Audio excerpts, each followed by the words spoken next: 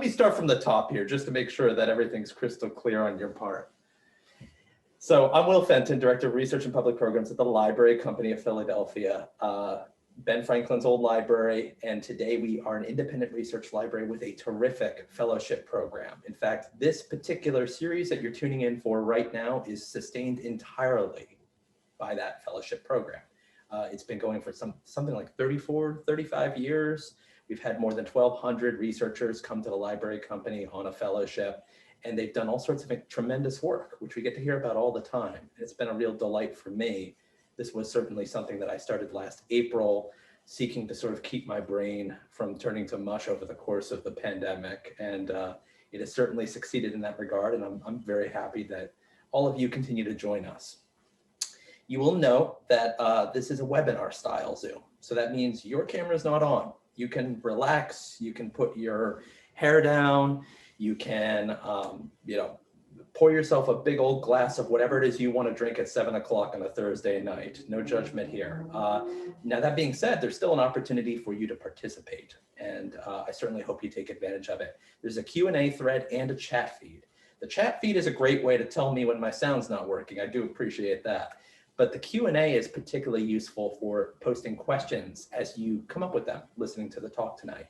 We will save at least 15 minutes for exchange with the author. I will mediate those questions for you, and we'll do our very best to get through as many as possible. And any ones that we can't get to, I'll save, and we'll have the author get in touch with you after the fact. One other bit of housekeeping. Next week is a different week for Fireside Chats. We're moving to Wednesday night, not Thursday. So same time, same place, your living room, but Wednesday at 7. And that'll be a very special Fireside. It's going to be sponsored by the Program in African American History, one of our finest programs at the Library Company.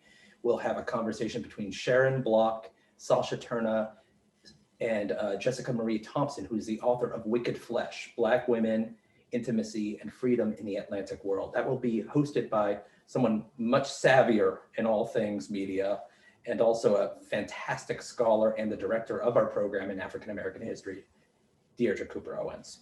So next Wednesday, not Thursday. Then we'll be right back to the normal schedule and you'll be stuck with me again.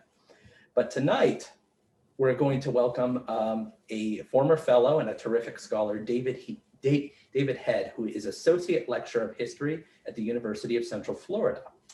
David received his BA from Niagara University and his PhD from the University of Buffalo, a bit of a climate change from UCF. He was a Library Company Historical Society of Pennsylvania Fellow while researching his dissertation back in 2006. But his most recent book, A Crisis of Peace, George Washington, the Newburgh Conspiracy, and the Fate of the American Revolution, the one that we're going to hear about tonight, received honorable mention for the Journal of American Revolution's 2020 Book Award, Best Book Award. It was also a finalist for the 2020 George Washington Book Prize. So a lot of great acclaim there. In addition to his academic work, David has written for venues such as USA Today and the Orlando Sentinel on topics ranging from George Washington's shopping habits to the musical Hamilton. With that, let me turn it over to our esteemed guest, David. Well, thank you very much. I want to express at the very beginning here my thanks to Will for hosting tonight's event, and also to Deja for doing such great work behind the scenes to get everything looking great. And thank you to all of you who are taking time out of your evening here to hear a little more about George Washington. That is my goal today. Let me get my my PowerPoint going here. Okay. So I'm going to be talking about an incident at the end of the American Revolution. And the story that I tell in my book is really a story of how the American Revolution ended. It was kind of a bitter ending in many ways. Victory happened, independence was achieved, but many of the soldiers went home very angry about their experience in the army defending American liberty. And this is one example that I'll talk about, the Newburgh conspiracy, that really lays bare many of the difficult circumstances at the end of the war. So I'm going to give you a little bit of an overview of the situation in the last 2 years of the war when my story happens. And then I'll talk a little bit about the events of the Newburgh conspiracy, or as I might prefer to put it, the so-called Newburgh conspiracy. You'll see why as we get towards the end. And then I'll explain a little bit about my opinion on whether it was a true conspiracy or not. And so that is the preview of where we're going to be going. So the end of the American Revolution, the last 2 years, is a strange period because the final major battle, as it turns out, was the Yorktown campaign, where the British surrender to the combined American and French forces in late October of 1781. So the British surrender. Can we get a huzzah from everyone? Okay, I'm sure that your houses were ringing with enthusiastic huzzahs for the victory over the British. But there's a lot more to go. The war itself, the treaty, the formal treaty ending the war, is not concluded and arriving in the United States until the fall of 1783, almost exactly 2 years later after the victory at Yorktown. And of course, we know that that was the last major campaign, but the people living through that period didn't know that. They didn't know that the war was essentially over. They didn't know that there would be no more major fighting, and they had to prepare for the war to continue. George Washington, here in this 19th century print here, he has to remind people over and over again that the war's not over. He gets letters congratulating him, telling him this great victory over the British at Yorktown assures our independence, and a new day is dawning in which our liberties will be more secure than ever. And Washington has to tell everybody, well, thank you very much and all that, but we don't have a peace treaty yet. The British are just as dangerous as they always had been. And Washington is certainly right about that, right to be cautious. Even after the American victory at Yorktown, the British still occupy major American cities. They occupy Savannah, Georgia. They occupy Charleston, South Carolina. They occupy several forts in the Great Lakes region. And most importantly, they still occupy New York City, which they had taken over in 1776. And actually, the British would not give up New York City until the very end of the war, its very last days. And so Washington is right to remind everybody, yes, this is a major victory, but no, the war is not over as 1781 turned to 1782.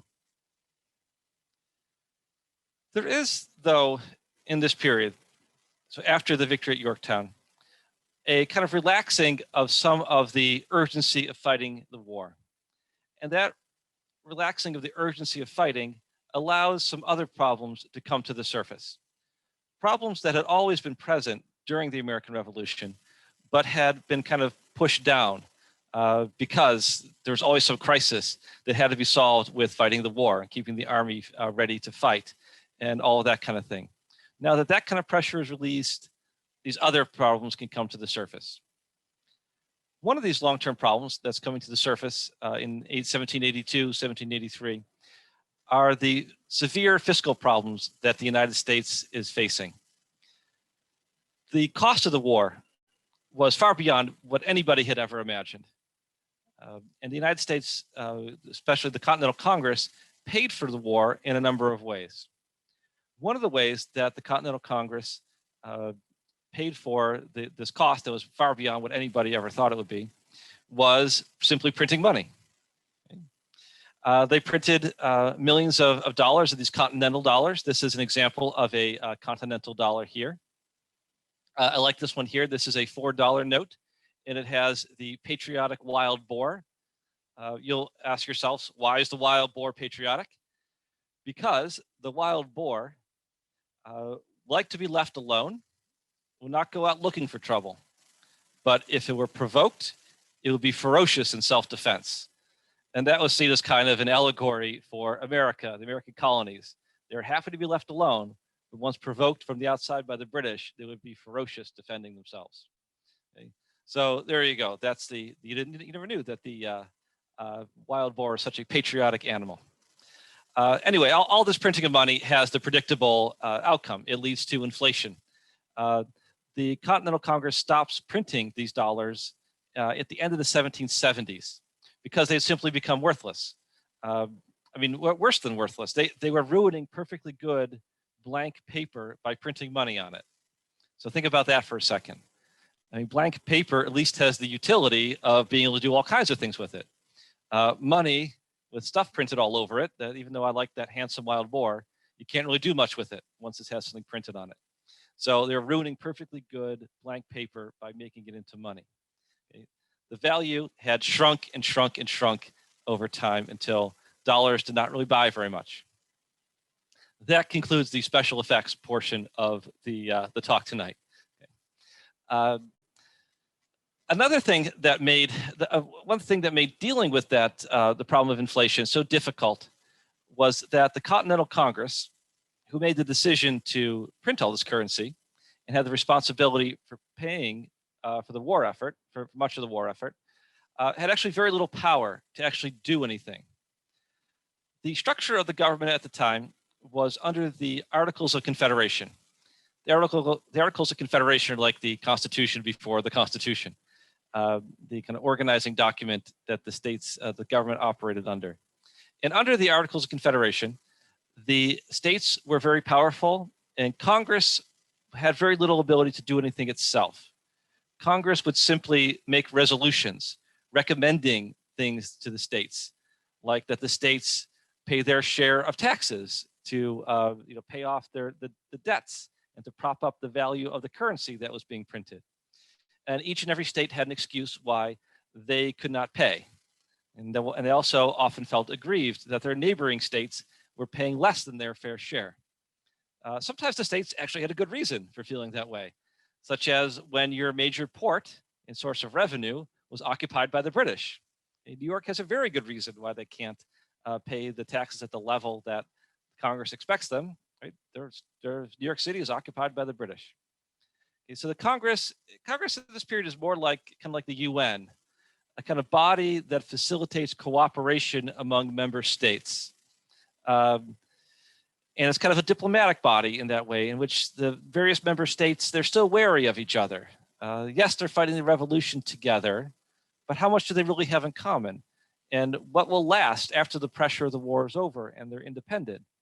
What's going to happen next? That's not exactly clear in the 1780s. So the ability of Congress to do anything, to compel the states to do anything, is limited. Now, meanwhile, with the Army, the bulk of the Continental Army is stationed in this place here. This is upstate New York, the Hudson River, Hudson Valley region. This is a painting from the time. It's a panorama, so it stretches far beyond the confines of the screen here. And this was done by Pierre L'Enfant, who later designed Washington, D.C. So this is what the Hudson Valley region would have looked like where the Army is encamped. There is a portion of the Army is in South Carolina under General Nathaniel Greene, but most of the Army is with General Washington in the New York's Hudson Valley. And that's where they go after the victory at Yorktown. This is Washington's headquarters in the city of Newburgh. This is a New York State historical site today. Okay, so that's Washington, where Washington has headquarters. This belonged to a Dutch family previously, and they Washington kind of took it over. They gave the widow who was living there the option to stay and to share her house with Washington, but she told the officers who were in charge of finding housing for the general, she said, "The general and I cannot share the same roof." Okay, so she left and went to go live with her relatives, never enjoying the honor of spending a night under the same roof as the father of her country. Yeah, so that's Washington's headquarters. And you can visit there today like I did several years ago. Most of the men in the Army, though, are encamped a couple miles south of Newburgh in a town called New Windsor. And this is the New Windsor Cantonment. It is also a New York State historical site today. This is one of the log huts, little log cabins that the men built for themselves to live in. This is a replica, however, it's not the original. Washington's house, this is the original that's still standing. I mean, stone is still standing there. These are designed just to be temporary and they were torn down a long time ago. But then in I believe the 1960s, New York State Park Service rebuilt it. Okay, so that is what they look like today. Now that doesn't look too bad to me, okay? Until you consider how many guys you'd be sharing it with. Probably about a dozen guys would cram into one of these log huts here. And it's about 1,000 square feet of living space with 11 other men whose hygiene habits are questionable, okay? Which I guess maybe is okay because your hygiene habits are probably questionable too, but you're all cramped in there together. The army, the officers, the soldiers, they have a lot of time on their hands over the winter of 1781, 82. Then in 1782, there's not really much that they're doing. They're just kind of there in the Hudson Valley region, keeping an eye on the British in case the British decide to break out of New York City. And the British don't. The British are just kind of waiting for things to kind of wind down. So there's a whole lot of nothing. Then as 1782 goes into 1783, and it becomes more and more clear that a peace treaty is being negotiated and there's progress being made, and that, you know, that the end is coming soon, that everyone can see this. The officers in particular start to wonder about their finances and what's going to become of them. The soldiers and the officers, no one had been paid regularly during the war. So they've been paid sporadically, but often it was in paper currency that depreciated in its value very quickly. So the guys start thinking, where is our pay? We want our back pay. You know, maybe in an emergency, they went without their pay because they were concentrating on fighting the war, but now they can see they're going to have to go home, and they don't want to go home in rags with nothing to show for it. They want a future, a life after the war. Then the officers are also concerned about pensions that they had been promised. So at 2 points during the war, there was a wave of resignations among the officer corps. So the officers were resigning in large numbers. And one way that Congress got the officers to agree to stay in the Army was by agreeing to pay them pensions for their service after the war. The second pension follows after Benedict Arnold's his treachery. So to prevent any more Arnolds out there, Congress promised the officers that they would get half pay for life. So whatever they retired on, their salary at that time, they would get half of that for the rest of their life. And that stops the resignations for a time being. Now, these pensions had never been, they haven't been paid either, which during the war, of course, they're not going to be paid when the war is going on. But as the war starts to wind down, the Army is reduced in size to save money. And some of the officers are, you know, the Army doesn't need them anymore, so they're retired. And they're not getting their pensions because Congress has never set aside any fund of money to pay those pensions. And the officers start to see this, that there are some guys who are retiring and they're not getting their pensions. And they start to think, is that what's going to happen to us, that we're going to retire and the money just won't be there? And Congress will say, sorry, guys, we really appreciate you winning the war and our independence, but yeah, we don't have any money to pay you. They're afraid that that's what's going to happen. The officers organized themselves at the end of 1782. And in December of 1782, they write a formal memorial to Congress, like a petition. And in this petition, the officers who are stationed near Newburgh and New Windsor, they write their grievances, a list of their grievances to the Congress. They talk about how much they've suffered, and they talk about what it's like not to have any money and any prospect of going home.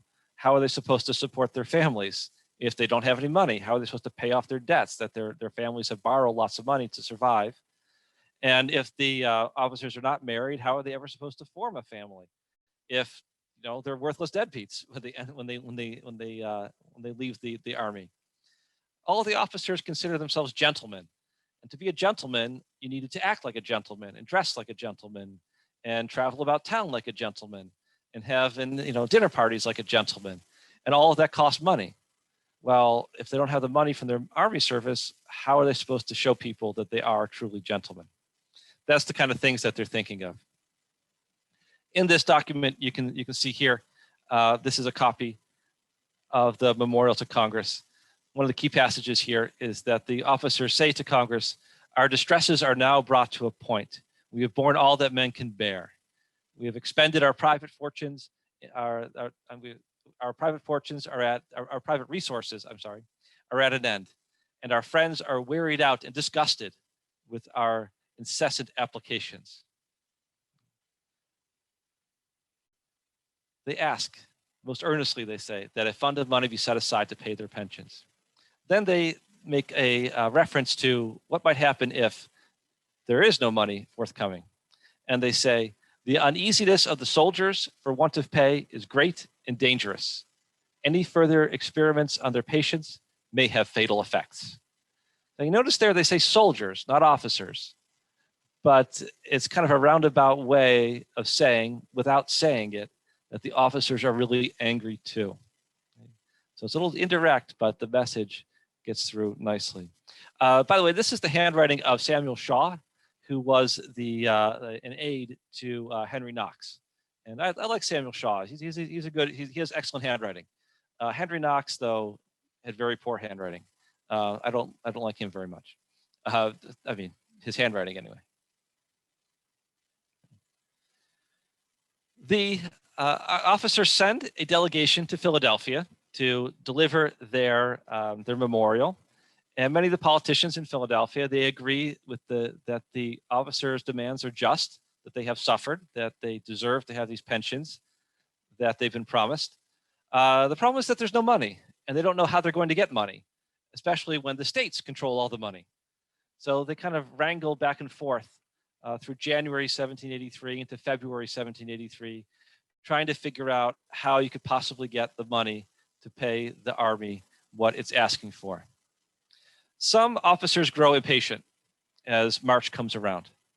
And there's an officer who comes from Philadelphia, and he's kind of a key player here. We don't know exactly what he told his other officers, but whatever he told them made them really angry and kind of lost their patience.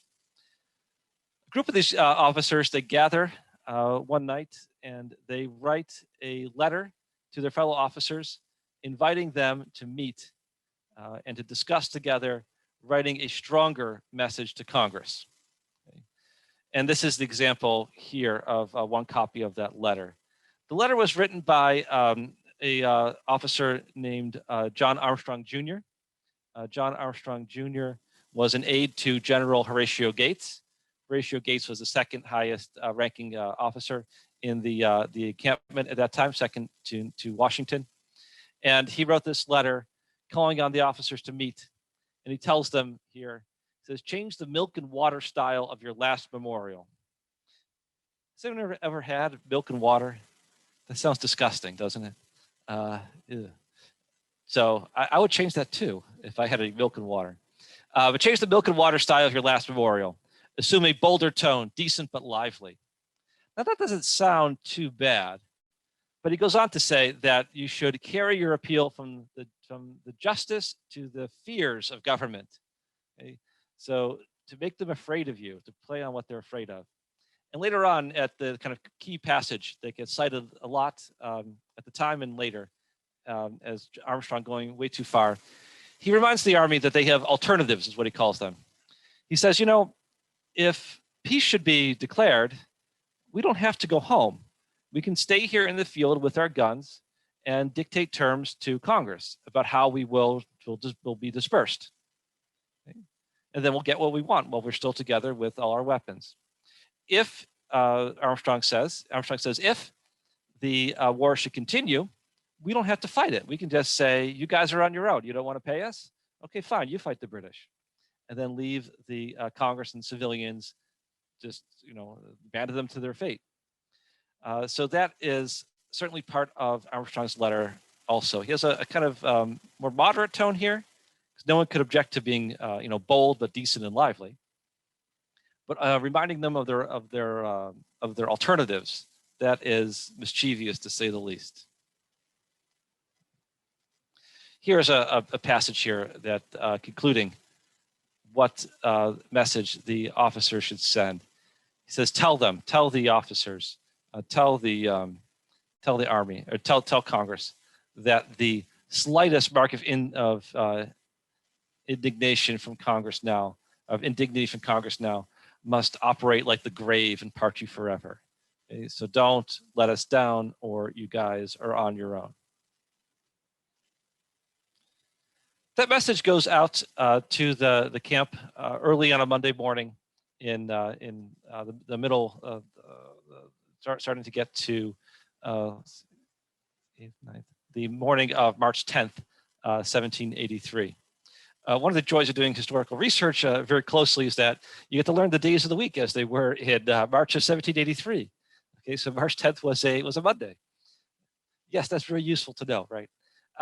When Washington hears about this, oh boy, I would not have wanted to be the aide, the man who had to bring that news to Washington, that there's this anonymous letter circulating in camp calling the officers to meet outside the chain of command and possibly to threaten Congress. Yeah, that guy, yeah, hopefully Washington knew not to shoot the messenger, but he certainly would have yelled at the messenger. According to one eyewitness of Washington's response, he simply said that Washington was amazingly agitated. If you know anything about George Washington, you know that he had a terrible temper. I mean, just an awful temper. He kept it mostly buttoned up. He was very self-disciplined. But of course, you know this about angry people, or people who keep their emotions into tight wraps. When it bursts out, it really bursts out. So Washington had a tendency to explode, and that's what he did when he learned about that letter. Now, after he was done yelling, I would not have wanted to be around the house at that point. Washington calmed himself down, and he had a very effective response publicly. He presented things as if it was business as usual. He called on the officers not to meet. He forbid them from meeting on their own, but he gave them permission to meet under his direction.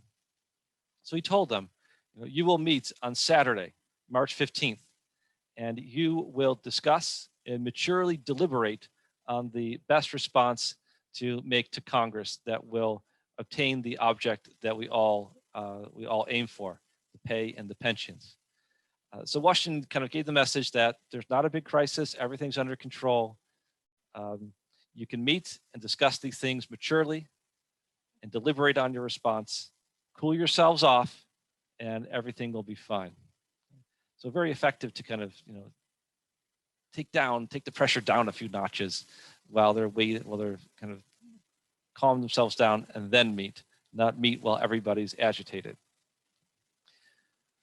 The officers, they meet on that Saturday morning, March 15th, at this building here. This is what some of the officers call the Temple of Virtue. It was really, that's a grandiose name for what was really a multi-use facility.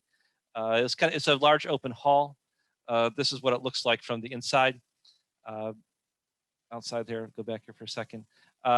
It's made of logs there, and you could have public gatherings. They would have chapel there on Sundays. You could have dances and events. You can see that there is some offices, the doors at the end there. So office space there. There's some storage.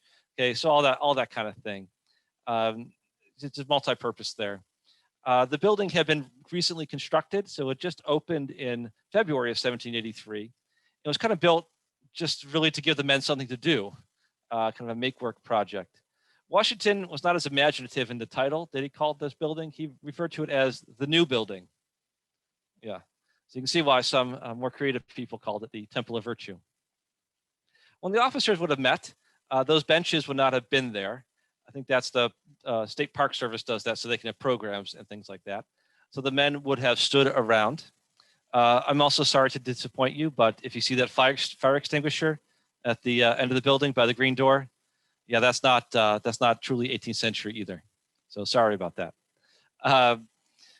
There's a dais there in the middle where you could have your chapel services and speeches and that kind of thing. So the men gathered there on March 15th, and at noon the meeting started. And then there was an unannounced visitor. It is, of course, General Washington. Washington had not said that he was going to be there, and he seemed to lead people to believe that the officers would meet on their own. So he takes them by surprise, and he walks in, and I can just imagine his, Washington's a big guy, almost over 6 foot tall, over 200 pounds, kind of his boots, making their noise there, clomping on the way across the wood floor there. The men probably silent there, shocked to see him, and he stands upon the dais there. He doesn't need the extra height, but it makes him look even more commanding. And he gives an impassioned speech. He denounces this anonymous letter. He says that it's more likely that it came from someone in New York City, someone who is determined, someone British from New York City, someone who is determined to divide the army from the people that they serve. He asks the officers to trust him, to put their trust in him, to represent their needs to Congress, to not send a message on their own, but to go through him, and he will take care of it. He tells the officers not to do anything to damage their virtue, their sense of honor that they have maintained with such heroic discipline throughout the war. The way that they've gained a reputation for military excellence and a love of liberty, he says, is unparalleled in the annals of war. So he's telling them all these compliments, trying to dissuade them from any path that would lead to ultimately to their humiliation, to humiliating the cause that they had all fought so hard for. Washington brought with him a document that he was going to offer as proof. And it was a letter from a delegate to Congress from Virginia, a man named Joseph Jones. And Washington had received this letter a week or so before, and it was kind of an update on what's going on in Philadelphia. Washington brought this letter with him as kind of evidence from Philadelphia that Congress was working on their problems, but that Congress simply moves slowly, because all legislative bodies move slowly, and especially the Congress under the Articles of Confederation, because they couldn't do very much on their own, as it all depended on the states. So Washington ends his speech, and then he begins to read this letter, except there's a problem. He can't make out Jones's handwriting. Washington read his speech that he had written out in his own handwriting, which of course he knows very well, and he wrote it nice and large. Jones's handwriting was much smaller and less familiar, and he couldn't quite read what Jones had written. So Washington pauses, and he takes out his glasses from his coat. And I imagine here that there must have been some kind of a pause, kind of an awkward pause, while Washington is putting on his glasses. If you take a look at those glasses, those are not like glasses today, where you can kind of, you can put them on and off and slip them on and off. It's no big deal. You have to kind of put the spring, you see the spring mechanism there. It doesn't help if I point at the screen here, does it? You see the kind of spring there, you have to kind of wrap them around your head and kind of get them in the right position so that you can kind of see the right way. My 3-year-old daughter wears glasses, and they kind of look like this actually, except hers are a fashionable purple for a little girl. And they're round like that, and there's a kind of band in the back, and it's a real pain to get them on her, in part because she runs away and fights. But even when she's calm about it, you still got to get them on the right position. Okay. That's what I think happened. There's this pause. And then while there's this pause, Washington, to put everybody at ease, he says something to the effect of, "You see, gentlemen, that I have not only grown gray, but also blind in your service." So this is the first time these officers would have seen Washington wearing glasses. He just started wearing his glasses the previous month. So unless you were with Washington at headquarters, you'd never seen this. And it's a mark of Washington's vulnerability that he shares with these men, that he has fought so hard alongside of them. And in that moment, Washington reads Jones's letter, but it almost doesn't matter because the men have seen this gesture and they break down in any hostility towards Washington or his leadership, criticism of how he's handled relations with Congress. It all melts away. Washington ends his performance. He leaves the officers on their own to deliberate. They decide to denounce the anonymous letter as infamous, is what they say. And they pass a resolution asking Washington to intervene on their behalf with the Continental Congress, which is what Washington does. And that breaks the crisis. The crisis has been averted. Now, that's what happened. What does this all mean, and why did it happen? That's another question. A popular explanation of why the Army came to this crisis has centered on a conspiracy, that the officers were brought to this kind of point of a crisis purposefully by politicians in Philadelphia. This was an argument stated most forcefully by the historian Richard Cohn, writing in the early 1970s. And Cohn made the argument that these Philadelphia politicians men like Alexander Hamilton, who's a delegate from New York, and Robert Morris, who was the superintendent of finance, and his assistant, Gouverneur Morris, and some others. They all got together to kind of have a two-track plan to stir up the army. The first part of the plan was to agitate the army. And to do this, they would agitate General Horatio Gates, kind of hold out the possibility for Gates that if he would lead some kind of movement against Washington, that he could be in command of the army and push Washington aside. So that was track one, was to get the army all riled up and angry.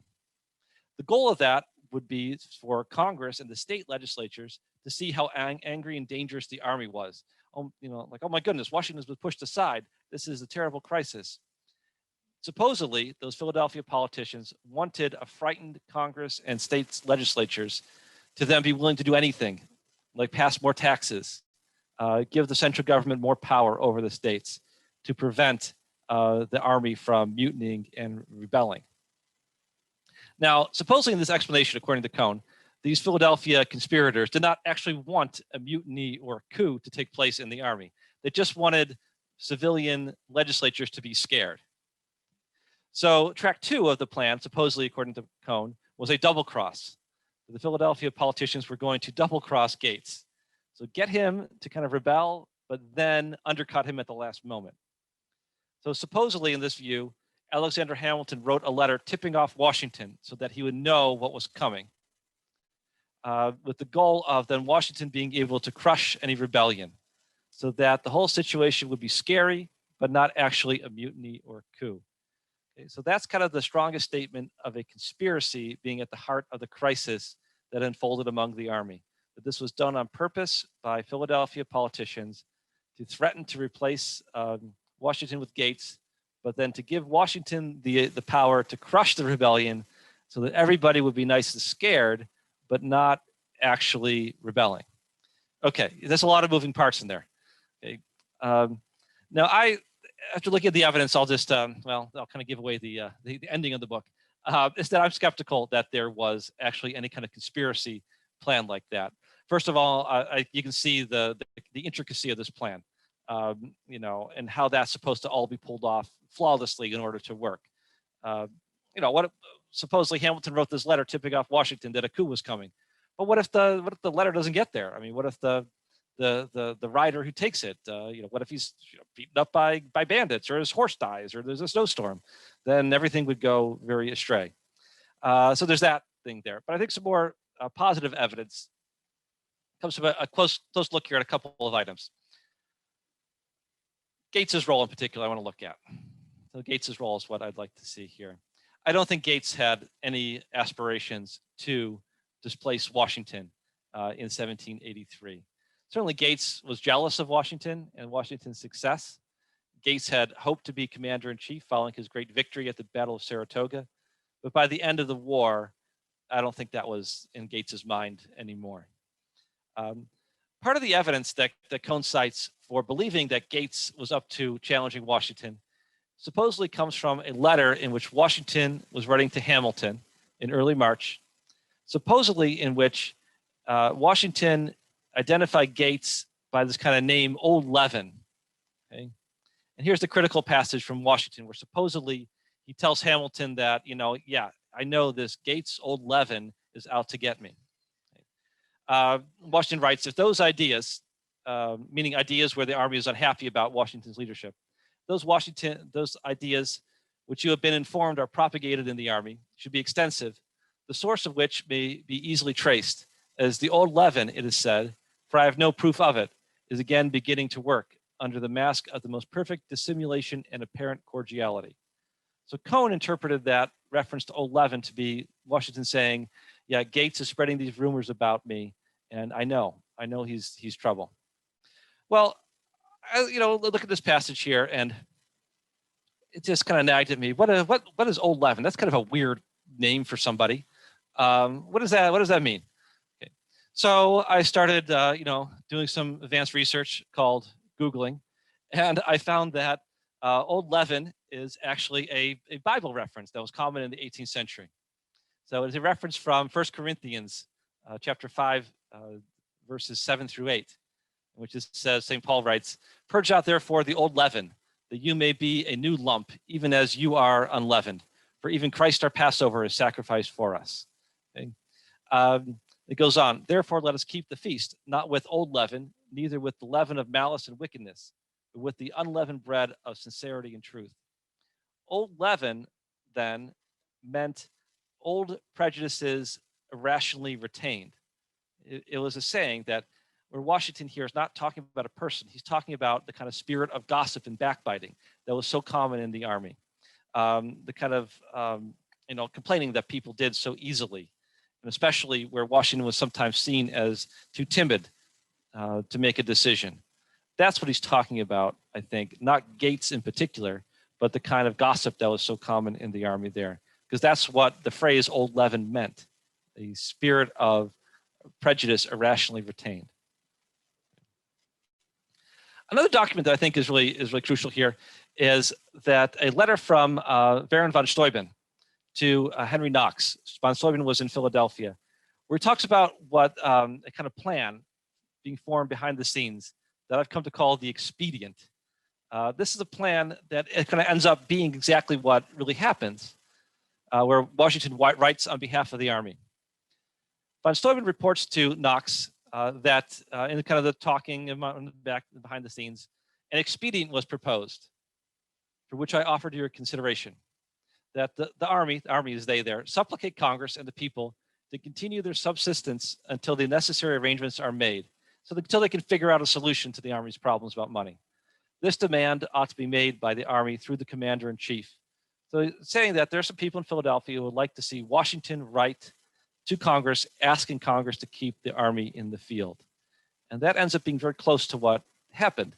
So not fomenting a rebellion, they're talking about ways for Washington to represent the army and keep everybody calm.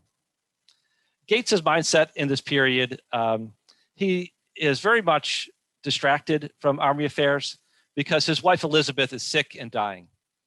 She'd been very poorly in health for several months, and he's always writing to her, trying to get news from neighbors, and it's never good. This is a letter he writes March 5th, so 10 days before the climactic events, where he says that he really wants to come home. He says, if I would set out immediately for home, where my own master. Okay? And he's looking forward to getting there as soon as he can. This is his home in Virginia, where he and his wife lived.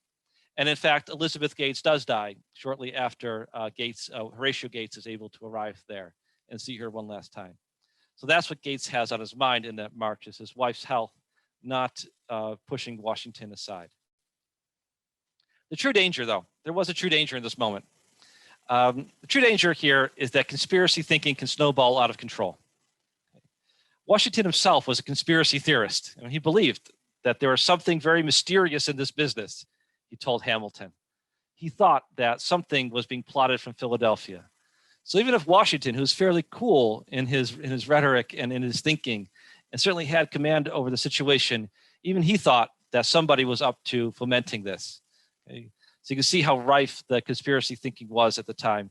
And that is very hard to stop, because conspiracy thinking doesn't admit of any kind of falsification. Everything is just more evidence that there's a conspiracy out there. The other major danger at that particular moment is that something could have easily gone wrong at that March 15th meeting. You know how this goes. You get one angry person complaining, and all of a sudden the floodgates open and everybody starts complaining. And then they egg each other onward.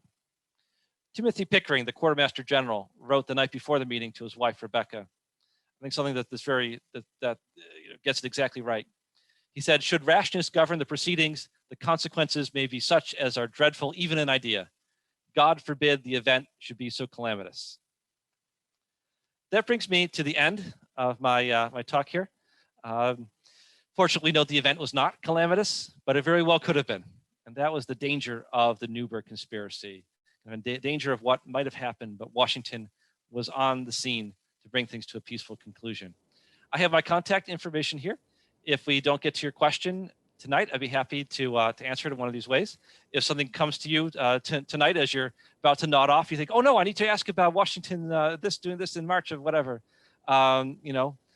please send that to me and I'll be happy to answer you. thank you again for being here. I look forward to continuing our conversation. Thank you. All right. I'm going to stop the share. Excellent. Thank you so much for that, David. That was wonderful. And clearly, folks are responding because we have a deluge of questions. So I'll do my best to get through them. I will forego my ceremonial question and give it right over to our first anonymous question, which asks, the battle for the Revolutionary War's soldiers' pay and pension reminds me of the challenges deployed military and reservists feel in getting fair compensation and pension assessments for their war injuries. Do you see any lasting effect this budget battle has had in the way our government or public evaluates their relationship with the military? Yes, so this certainly it's always present, right? The Army doesn't quite feel that they're appreciated, and civilians sometimes feel like the Army, they don't, we paid you, what do you want? So there's hard feelings that come out very, very often. It's very surprising how hard the feelings are in the 18th century. As far as the lasting effects of this, I'm not sure that it has a lasting effect on kind of the budget battles you see today. I mean, the context of the U.S. military today with its trillion, I don't know, it's $1 trillion, it's whatever it's been. It's an enormous amount of money. It's just such a different scale than the 18th century. When the United States is the major power, in the world, it's so different context.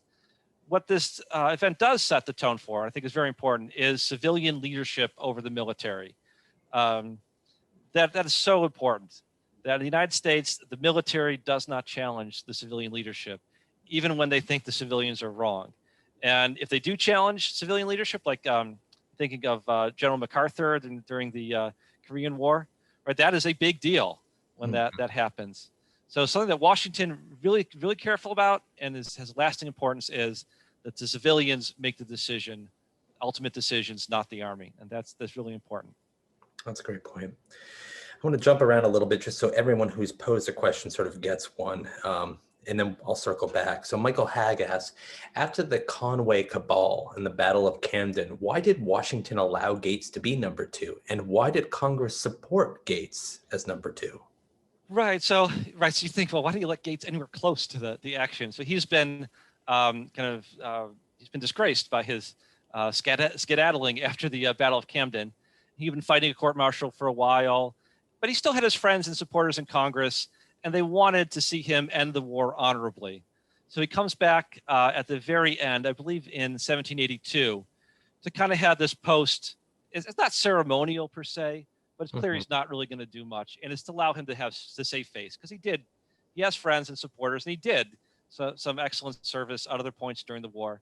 So let him be in the field when the war ends, so he can end the war with honor.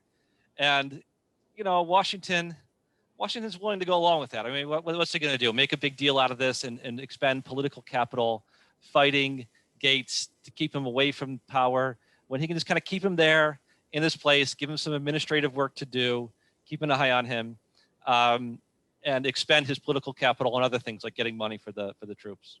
Mm-hmm. Well, that brings us to a question from Thomas Rogers, who asks, how were the military paid? How was gold bullion and foreign investment administered? So they're paid in a variety of ways, both in hard currency and in paper money.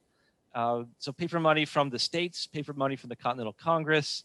Eventually they do get their pensions, but those are paid out in notes from Robert Morris, so that are backed by Robert Morris's credit, not the credit or anything from the U.S. government. So just a lot of different kind of things that you kind of cobble together. Of course, the hard coin is what you really want. It doesn't lose its value. They do get a little bit of that, but you just kind of cobble together these different sources. It's really a mess. Yeah, and it sounds like in that answer you've sort of addressed a question from Craig Howell. So I'm going to move on to a question from Robert Wong, who sort of follows in the same thread. Payment of soldiers was also done by land. Who got land? For example, the common soldier and or officers, what determined the location of their land and how much land was determined for each soldier, whether it was based on rank, length of service, etc. Yes, all of those things. This is another mess. The land, I believe the land was done. So these are land bounties. So the bounties are paid to soldiers as an inducement to serve, right? So if you make it through your term of service, you'll have so much land after the war. And of course, if you're poor and landless, this is your chance to get some land if you live through to being a soldier. That all depends on numerous local factors, like what state you're in. Yeah. When some states are more generous than others. When you signed up, some states are more desperate at one point versus another, so they offer more land when they're especially desperate to meet their quotas for enrolling soldiers. Yeah, so all those things play a role in determining what you get, where you get it, when you get it, all those kinds of things. It varies tremendously from place to place. Some of my favorite soldiers, though, are the ones who cheat in this system. There's actually a kind of fraud that was very common. I don't know how common, but the officers are on guard for this all the time. Recruiting officers is guys who would sign up, get the bounty, desert, sign up again in another town. You could do this multiple times because you know social security number or anything like that. So you could get multiple bounties if you were bold enough to do that kind of thing. Yeah, so yes, the land does happen, but it's enormously complicated and depends on a whole bunch of local factors. I'm noticing that messiness is something of a through line here. Mm-hmm, mm-hmm. So we have a question from another anonymous attendee about how many officers were involved in this conspiracy. Were they mostly the higher ranking officers, such as colonels and generals, or lower ranking officers, or were all ranks involved? Well, I think I don't know that there was, you can speak of it as a conspiracy with a definable membership. There was a group of about a dozen or so guys who got together with John Armstrong Jr. and wrote the letter. Armstrong Jr. He wrote the letter, but certainly there are other guys there meeting and talking about this and saying, yes, let's do this. And other people copied the letter and distributed it. There's probably about a dozen or so, maybe up to 20, who were present at that particular meeting. And those are certainly the ones who are pushing forward for that meeting. How widely was the sentiments in the letter adopted in the few days after it appeared in camp? That's hard to say, of course, because these guys, they talk to each other about it. They don't necessarily write to other people about that. And certainly I haven't been able to find a lot of good evidence for what the reaction was afterwards. You tend to see people who are sort of Washington partisans saying, yes, this is just a minority of officers. We're going to crush this kind of thing, all that kind of stuff. Knox, I think in particular, is not particularly, Knox is nervous about this. He's not so sure that it's going to be easily crushed. I think one piece of evidence that I think is significant is that Armstrong writes a second letter, basically justifying himself and defending himself. And we don't have the other side, what people are saying about him, but based on the kinds of things he's touchy about, like he defends himself at length that he wrote anonymously. So I'm suspecting the other officers were saying, what is this anonymous stuff? Why don't you just stand up and say who you are? Mm-hmm. And a number of other criticisms like that, which suggests to me that he didn't get universal praise that he expected amongst the other officers, that there was significant pushback. Mm-hmm. Of course, it's impossible to say. And of course, once you get in that meeting, in that room, and people start complaining, you know what people are, their emotions get the better of them very easily. We have another anonymous question. Can you explain why New Windsor and Newburgh were chosen for the site of the cantonment? They were, so the whole point of being located there is they are outside of New York City to keep an eye on the British if they decide to break out. If the question is, why not someplace else in the Hudson River Valley there? I'm not sure. I'm sure that there were very strategic, advantages of geography. I don't know. I don't know in particular why that particular spot, not someplace else, is north of West Point, where the major fort was at that particular time. So I suppose in general, it's far enough outside of Washington that you can be supplied and maneuver freely, but close enough that if the British start to move out of Washington, you could be there fairly quickly to oppose them. Another question from Michael Hagg. When was the first wave of officer resignations? Yes, I don't remember. Honestly, I don't remember I'm sure it's in the date. book, right? Yeah, it's one of those things, right? You gotta look at. I think look it up. There's some things when you write a book, there's some things you do a lot and just cannot remember when exactly it was. I don't remember when the earlier wave of resignations was. The other one followed Benedict Arnold's pretty closely around the same time. Not followed Arnold, but around the same time. There's a concern about those officers leaving the army. But no, I'd have to look that up. I can't remember. Another question from Robert Wong, who writes, I understand that Knox initially supported the officers, but then changed his mind to support Washington. Can you comment about that? Yeah, I don't know that there's good evidence for what for Knox supporting. I guess by the officers, the question means the officers who are angry, like Armstrong, like John Armstrong Jr., kind of supporting some kind of movement against Washington. I don't know there's good evidence for that. And honestly, I think that Knox is so closely joined to Washington. I don't really see him kind of taking a stand that would have put him sideways of Washington. Yeah. Certainly not publicly. There could have been something they discussed privately, but he's not going to publicly question the leadership of the commander in chief. That's just not how Knox operates. He's very close to Washington. Yeah. So I don't know that that's. I think that's one of the things that maybe Cohen emphasizes, that there was friction between them, but I don't see really the evidence for it in what I've read. Well, I think Washington really wants Knox's advice on this, and they're kind of working on this together. So that's how I read it. Mm-hmm. Let's see if we can slip one last question in before okay, great. the hour. Thomas Rogers asks, do you know how much the Revolutionary War costed? No, a lot. There's a wonderful book called the Power of the Purse. E. James Ferguson, I believe, is the author. It's from 1960 something. It's a financial history of the American Revolution, and to my mind, it's never been topped. It's just amazing to consider what this guy did, calculating all kinds of costs and financing the revolution without Excel. I mean, it's just amazing stuff. So I'm sure he has charts and tables and that kind of thing.